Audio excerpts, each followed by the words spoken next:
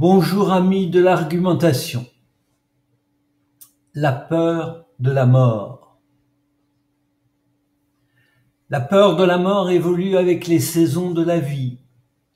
Les adolescents la connaissent dès qu'ils prennent conscience qu'être mortel est une propriété essentielle de tous les êtres vivants et donc d'eux-mêmes.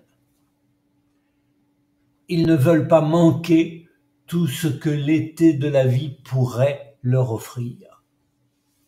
Leur crainte d'une disparition anticipée est très fondée. Quant à l'adulte, il est souvent content de vivre et voudrait que cela continue, même s'il fallait, pour y arriver, payer un prix important.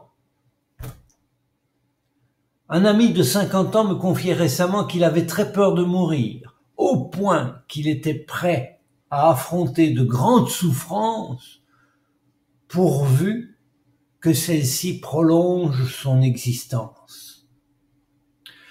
Son attitude est diamétralement opposée à la mienne.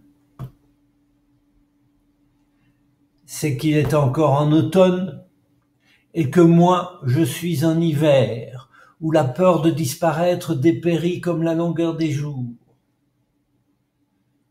Dans cette dernière saison de la vie, nous nous rendons compte que les peines ne valent pas les prolongations grâce auxquelles nous pourrions les obtenir. La peur n'a pas disparu, certes, elle a seulement changé d'objet. La mort n'est plus crainte pour elle-même, mais pour le chapelet de douleur qui la précède souvent.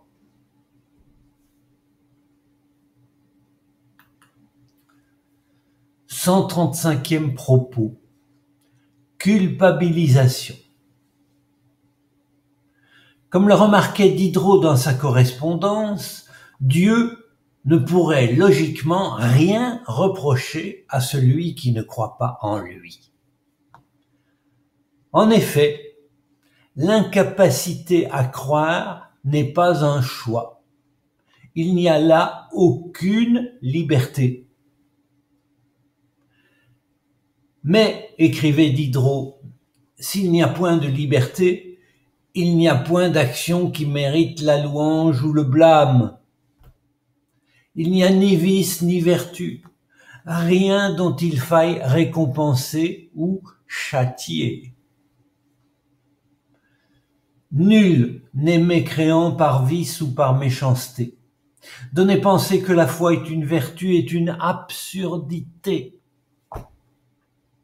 Ce sophisme reste pourtant un moyen efficace de culpabilisation.